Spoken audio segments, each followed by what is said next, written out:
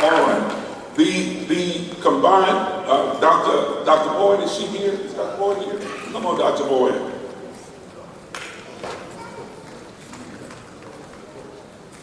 Praise the Lord, everybody. God bless you, Bishop McLeod. I have a video that will play regarding the Thriving in Ministry, Shepherd's Care, Wounded Heal. If you will play the video, please. And we're going to pray.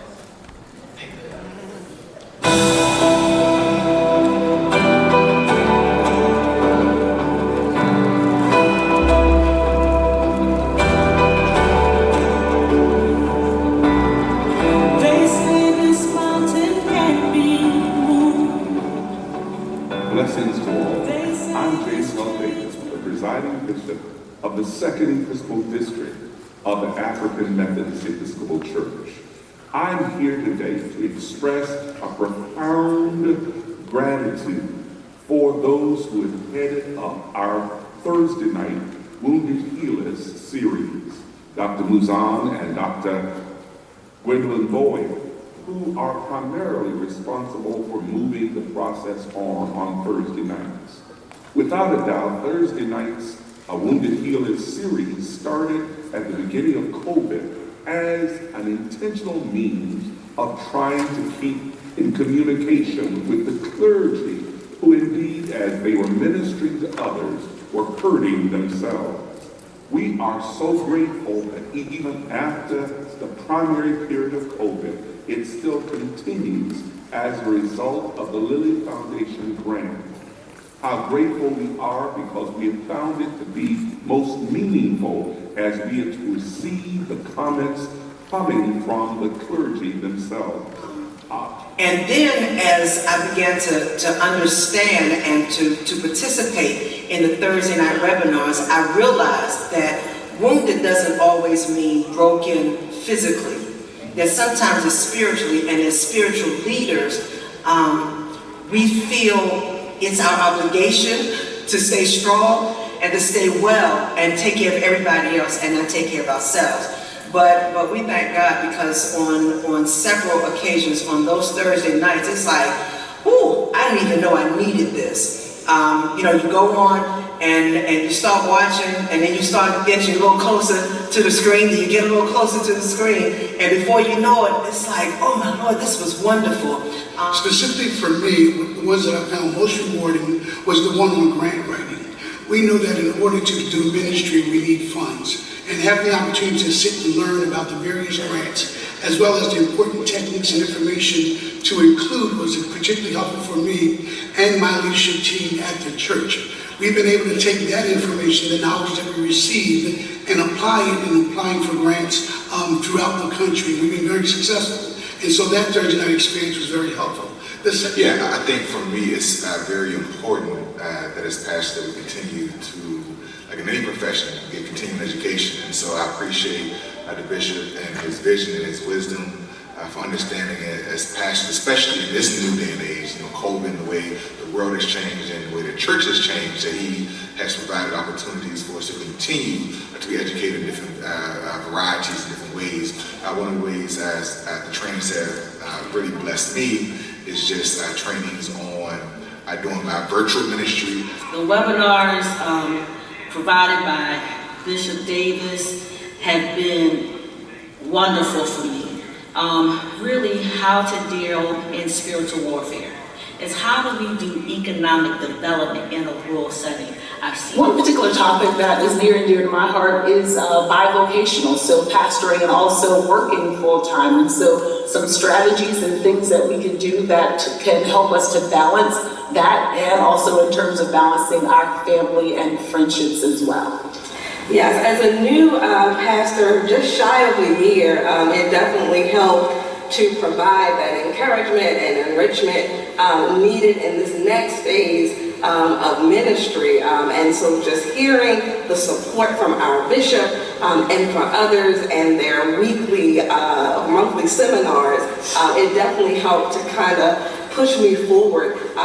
One in particular that I remember is regarding a young adult initiative. Right? Bishop, thinking in terms of the pastors and whom he served, He deemed himself as a servant leader, and he showed to us about the topics that were shared, that he cared for us, that we were taking care of ourselves during this season of pandemic, during the season of all us trying to really work through the challenges that we had. And so the whole process, all the subject matters, I thought was necessary, relevant to where we were, the context in which we're in. I felt that the bishop really cared about the pastor and whom he shepherded. First, I just want to thank Bishop Davis and the Literary Foundation for providing this series of seminars. This truly was a tool, a venue for our bishop, James Levert Davis, to show us that he is truly a pastor to the pastors and a caregiver to the caregivers. I am bivocational, I'm a nurse, and I'm a pastor and caregiver of 2 family members. And so these seminars were truly helpful in helping me to balance and being fed and encouraged through these seminars. And so I greatly appreciate each and every one that has helped me as a pastor, as a nurse, and as a caregiver. I think just being able just to go around that cycle again and get lessons on leadership and finances, how to manage money, even mental health and self-care, so important things to ministry and just us being the best that we can be. Whether it was filing our taxes, whether it was church management, whether it was liberation theology, mental health, the sessions were so significant.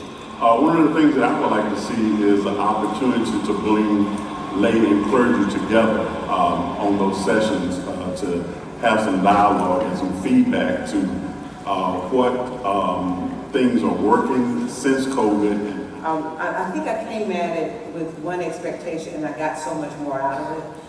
What I really appreciated about the whole series is that it strengthened leadership skills. There was one particular session, I think it was maybe 2 back-to-back, and they were specifically honing into those things that talk to you about how to be an effective leader, how to lead our congregation, how to lead in our community. On a personal level, I have found ministry to be very lonely at times, where it's hard to find colleagues where you can truly be your authentic self. This allowed us to see, first of all, that we're not alone.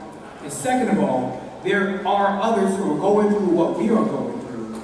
But most importantly, that God is still hearing all of our prayers. And so in coming to those meetings on Thursday nights, they've truly been a blessing to me personally. But I think that spills over to my church family as well. Because in the same way in which I'm being blessed and I am being healed, as a wounded healer, according to Henry Nouwen, as I'm being healed, then also the same person who is standing before the people, as I'm being healed, then I can bring that healing to the people as well. So it has been a two-way street. As I go into those Thursday sessions, it has made me a better pastor. It has made me a better preacher. It's made me be able to identify my issues, and by identifying my own in that therapeutic setting, it has helped me to be a blessing to the people God has called me to serve. So we're grateful for what we have been able to do. We're excited about where we're going right now. And we know, as my pastor says all the time, the best is yet to come.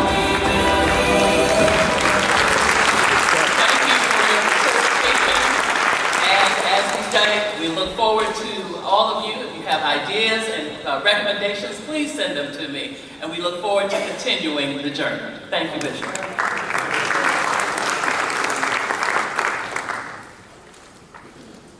Thank you,